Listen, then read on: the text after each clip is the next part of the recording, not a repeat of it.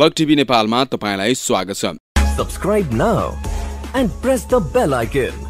Never miss an update. आदरणीय दर्शकबिन नमस्कार। आज हामी यो भिडियोमा 104 वर्षे जहानिया शासन सञ्चालन गर्ने राणा प्रधानमन्त्रीहरूको बारेमा कुरा गर्नेछौँ। रोल क्रम अनुसार राणा प्रधानमन्त्रीहरूले 104 वर्ष नेपालमा जहानिया शासन गरे। आज हामी तीनै जहानिया शासन गर्ने राणा प्रधानमन्त्रीहरूको बारेमा कुरा गर्नेछौँ। विक्रम सम्वत 1903 देखि 2007 सम्मको बीचमा नेपालमा शासन गर्ने राणा प्रधानमन्त्रीहरू को थिए र के भयो, आज हामी यो विषयमा कुरा गर्नेछौँ। सबैभन्दा पहिले कुरा गरौँ राणा शासनको जग बचाउने राणा प्रधानमन्त्री जङ्गबहादुर राणाको। नेपालका प्रधानमन्त्री तथा प्रथम श्री 3 महाराज थिए जङ्गबहादुर राणा। कोत पर्वको नरसंहार पश्चात शक्तिशाली भएका जङ्गबहादुर राणा भण्डारखाल पर्व पश्चात राजसंस्था भन्दा शक्तिशाली भए। राजा राजेन्द्र शक्तिशाली छँदाछँदै जङ्गबहादुरले अनेक उथलपुथल गरेर युवराज सुरेन्द्रलाई गद्दी आरोहण गराएर दामोदर पाण्डे, भीमसेन थापा, रणजङ पाण्डे र माथवर सिंह थापाको नीति सकारी आफू शक्तिशाली भए। काजी बालनरसिंह कुँवरकी कान्छी कजिनी गणेश कुमारीका छोराका रूपमा विक्रम सम्वत 1874 असार 7 गते जङ्गबहादुर राणाको जन्म भएको हो। विक्रम सम्वत 1903 भदौ 31 गते राति महारानी राज्यलक्ष्मी देवीको प्रिय पात्र तथा मन्त्री परिषदका सदस्य गगन सिंह खवासको रहस्यमय ढङ्गले गरिएको हत्या र पत्ता लगाउन महारानीको आदेशले विक्रम सम्वत 1903 भदौ 31 गते शनिबार राति सबै भारदारहरूलाई कोतको परिसरमा जम्मा हुने आदेश अनुसार कोतमा भेला भएका 40 जनाको हत्या भई कोतको परिसरमा रगतको खोला बग्यो। यस घटनापछि रानी राज्यलक्ष्मीको मौखिक हुकुमले जङ्गबहादुरलाई प्रधानमन्त्री र प्रधान सेनापति बनाइयो। विक्रम सम्वत 1903 असोज 2 गते श्री 5 राजेन्द्रबाट लालमोहर पाएपछि जङ्गबहादुर कुँवर नेपालको विधिवत मुख्तियार भएका थिए। विक्रम सम्वत 1913 श्रावण 18 मा जङ्गबहादुरले आफ्नो मुख्तियारी पदबाट राजीनामा दिए। सोही सालको साउन 24 गते राजा सुरेन्द्रबाट जङ्गबहादुरलाई कास्की र लमजुङको श्री 3 महाराजको पद बकस भयो। त्यसपछि उनी श्री 3 जङ्गबहादुर कुँवर राणाजी भए। जङ्गबहादुरले श्री 3 महाराजको चाँद तोडा सहितको श्रीपेच बनाउन लगाए। नेपालमा जनताका छोराले श्रीपेच लगाउने व्यक्तिमा पहिला जङ्गबहादुर नै थिए। यिनको पालामा अंग्रेजसँगको लडाईँमा गुमेको मध्ये नेपालले अंग्रेजलाई खुसी पारी राप्तीदेखि महाकालीसम्मको तराईको हालको बाँके, बर्दिया, कैलाली र कञ्चरपुर पुनः नेपालमा फर्काइएको थियो, जसलाई नयाँ मुलुकको नामले समेत चिन्ने गरिन्छ। नेपालमा राणा शासनको स्थापना गरी 104 वर्षे पारिवारिक शासन शैलीको सूत्रपात उनैबाट भएको हो। बेलायतीहरूका कट्टर भक्त जङ्गबहादुरले आफ्ना कट्टर विरोधीहरूलाई एक गरी मारेर एकतन्त्रीय शासन चलाए। विक्रम सम्वत 1933 फागुन 13 गते रगत बान्त र झाडा भएर आतरातमा जेलाई पनि सेतो देख्ने भई पत्थरघट्टा बागमती नदी तटमा श्री 3 जङ्गबहादुरले प्राण विसर्जन गरे। बमबहादुर राणा। जङ्गबहादुर राणा बेलायत भ्रमणमा गएका बखत नेपालको प्रधानमन्त्री तथा प्रधान सेनापति थिए बमबहादुर राणा। यिनी जङ्गबहादुर बेलायत गएका बखत नेपालको कार्यकारी प्रधानमन्त्री भएका थिए। यिनी विक्रम सम्वत 1906 देखि 1907 सम्म करिब 1 वर्षसम्म नेपालको कार्यकारी प्रधानमन्त्री रहे भने विक्रम सम्वत 1913 साल साउन 27 गतेका दिन जङ्गबहादुरले अकस्मात प्रधानमन्त्रीको पदबाट राजीनामा दिएर भाइ बमबहादुरलाई आफ्नो उत्तराधिकारी घोषणा गरे। जङ्गबहादुरले राजीनामा दिएर उनी प्रधानमन्त्री भए पनि मुलुकको अख्तियार, अधिकार र आदेश जङ्गबहादुरकै हातमा थियो। विक्रम सम्वत 1914 जेठ 11 गते बमबहादुरको मृत्यु भयो। त्यस पश्चात नेपालको प्रधानमन्त्री पुनः जङ्गबहादुर राणा नै भए।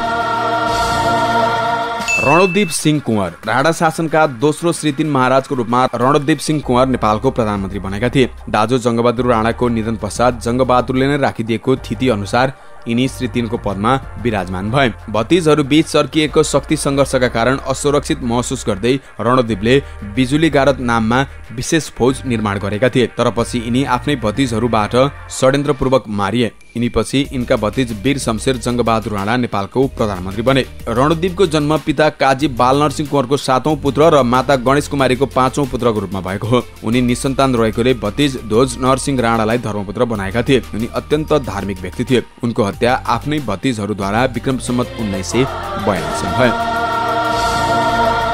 वीर शमशेर। नेपालको जहानिया राणा शासनका अर्का प्रधानमन्त्री हुन् वीर शमशेर जङ्गबहादुर राणा। यिनी धीर शमशेरका जेठा छोरा थिए। यिनको जन्म 1910 मा भएको थियो। वीर शमशेरका 17 जना भाइहरूलाई शमशेर खलक भनेर चिनिन्थ्यो। उनीहरूले जङ्ग र नरसिंह खलकलाई हत्या र निर्वासित गरी नपाउने शक्ति हत्याएका थिए। यिनी 1942 मा 42 सालको पर्व मचाएर आफ्नै बडाबा श्री 3 रणोद्दीपको षड्यन्त्रपूर्वक हत्या गरी श्री 3 को पदमा विराजमान भएका थिए। रणोद्दीपको हत्याको लागि खड्ग शमशेर जवराले विशेष सहयोग गरेका थिए। उनले भातगाउँ र काठमाडौँमा वीर धाराको व्यवस्था, पुलहरूको निर्माण, वीर अस्पताल, वीर पुस्तकालय स्थापना, घण्टाघरको निर्माण आदि गरेका थिए। यिनले विक्रम सम्वत 1957 फागुन 23 गतेसम्म श्री 3 महाराजको रूपमा शासन गरे।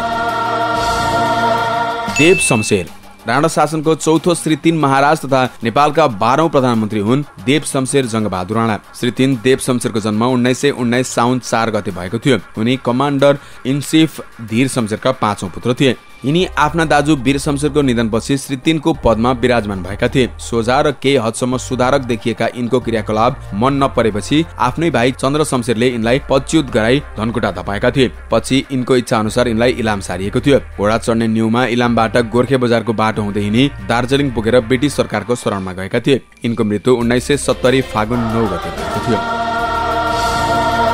चन्द्र शमशेर राणा शासनका 5औं श्री 3 महाराज तथा नेपालका 13औं प्रधानमन्त्री हुन् चन्द्र शमशेर जङ्गबहादुर राणा। यिनी आफ्ना दाजु देव शमशेरलाई सत्ताबाट च्युत गरी धनकुटातिर लखेटेर श्री 3 को पदमा विराजमान भएका थिए। चतुर र केही हदसम्म सुधारक देखिएका यिनी निकै लामो समय विक्रम सम्वत 1958 देखि 1968 सम्म झन्डै 28 वर्ष नेपालको प्रधानमन्त्री रहे। पहिलो विश्वयुद्धताका यिनी नेपालका प्रधानमन्त्री थिए। यिनले बेलायती सेनाको तर्फबाट लड्न ठूलो संख्यामा नेपाली सेना पठाएका थिए। श्री 3 चन्द्रको जन्म विक्रम सम्वत 1920 असार 26 गते बुधबारको दिन भएको थियो। 7 महिना गर्भमा रहेर जन्मेका यिनलाई श्री 3 जङ्गले फिस्टे भनेर बोलाउने हुनाले उनलाई फिस्टे महाराज भनेर समेत चिन्ने गरिन्थ्यो। उनी श्री 3 जङ्गबहादुर राणालाई आफ्नो आदर्श र नमुना पुरुष ठान्दथे। यिनको मृत्यु विक्रम सम्वत 1986 मङ्सिर 11 मा भएको थियो। भीम शमशेर जङ्गबहादुर राणा राणा शासनका 6औं श्री 3 महाराज तथा नेपालका 14औं प्रधानमन्त्री हुन् भीम शमशेर जङ्गबहादुर राणा। यिनी थोरै समयमा धेरै शोषण गर्ने शासक हुन्। 29 वर्षसम्म प्रधान सेनापति रहेका यिनलाई बुढा महाराज पनि भनिन्छ। भीम शमशेरको जन्म विक्रम सम्वत 1922 वैशाख 5 मा भएको थियो भने विक्रम सम्वत 1968 मङ्सिर 12 मा यिनी प्रधानमन्त्री भएका थिए। यिनको मृत्यु विक्रम सम्वत 1989 भदौ 17 मा भएको थियो। यिनको निधनपछि नेपालमा जुद्ध शमशेर प्रधानमन्त्री भएका थिए। जुद्ध शमशेर नेपालका राणा शासनका 7औं प्रधानमन्त्री थिए जुद्ध शमशेर। उनी जङ्गबहादुरका भाइ धीर शमशेरका छोरा थिए। जुद्ध शमशेर कमान्डर इफ सिन धीर शमशेरका 17 भाइ छोराहरू मध्ये 15औं थिए। उनको जन्म विक्रम सम्वत 1932 वैशाख 7 मा जुहार कुमारीको कोखबाट भएको थियो। आफ्ना दाजु भीम शमशेरको निधनपछि विक्रम सम्वत 1989 भदौ 17 मा नेपालको श्री 3 महाराज बनेका जुद्ध शमशेर विक्रम सम्वत 2002 मङ्सिर 4 सम्म नेपालको प्रधानमन्त्री रहे। उनले आफू जीवित छँदै आफ्ना भतिज पद्म शमशेरलाई श्री 3 बनाई आफू सन्यासी बनेर पाल्पाको रेडीमा बसे। यिनको मृत्यु विक्रम सम्वत 2009 मङ्सिर 8 मा भारतको देहरादूनमा भयो। पद्म शमशेर जङ्गबहादुर राणा नेपालको राणा शासनमा 8औं श्री 3 महाराज हुन् भने नेपालका 15औं प्रधानमन्त्री हुन्। उनका 2 छोराहरू र 4 छोरीहरू थिए। म राष्ट्रको नोकर हुँ भनी उद्घोष गर्ने पद्म शमशेर उदार तथा सुधारक पक्षधर थिए। विक्रम सम्वत 2002 मङ्सिर 14 गते जुद्ध शमशेर आफूलाई राजर्षि संज्ञा दिँदै अर्गली लागेपछि पद्म शमशेर श्री 3 महाराज भएका थिए। पद्म शमशेर पनि राजनीतिक दाउपेचको शिकार भएका थिए। यिनले आफूपछि हुने प्रधानमन्त्रीलाई सेनाको प्रमुखमा नियुक्ति गरेका थिए। यिनले पनि अन्य प्रधानमन्त्री जस्तै आफ्नो कार्यकालमा केही सुधार गरेका थिए। राणा शासनलाई लम्ब्याइ राख्न उनले केही सुधारका कार्यक्रमहरू ल्याएका थिए। राणा शासन विरुद्ध जनताले पहिलोचोटि विराटनगर जुट मिलमा आम हडताल गरेका थिए। विक्रम सम्वत 2004 साल माघ 13 मा नेपाल सरकार वैधानिक कानून 2004 श्री 3 पद्म शमशेरले जारी गरे तर त्यो लागू भएन। विक्रम सम्वत 2004 फागुन 18 गतेका दिन पद्म शमशेर औषधि उपचारका निमित्त भारत नयाँ दिल्ली पुगी प्रधानमन्त्री जवाहरलाल नेहरूसँग भेट गरे। नेहरूले उनलाई सम्झाई नेपाल फर्केर संवैधानिक कानून लागू गर्न निर्देशन दिए। तर उनी लागे राँचीतिर। राँची पुगेपछि उनका साथमा गएकाहरूले राजीनामा दिन जोड गर्न थाले। विक्रम सम्वत 2005 वैशाख 16 गते श्री 3 पदबाट विधिवत राजीनामा दिए। उनी राँचीमा पनि बस्न नसकेर कलकत्ता पुगे। विक्रम सम्वत 2007 सालमा प्रजातन्त्र स्थापना भएपछि पनि नेपाल आउजाउ गर्थे। विक्रम सम्वत 2017 सालमा पक्षघात रोगले पीडित भई कलकत्तामा 78 वर्षको उमेरमा उनको निधन भयो।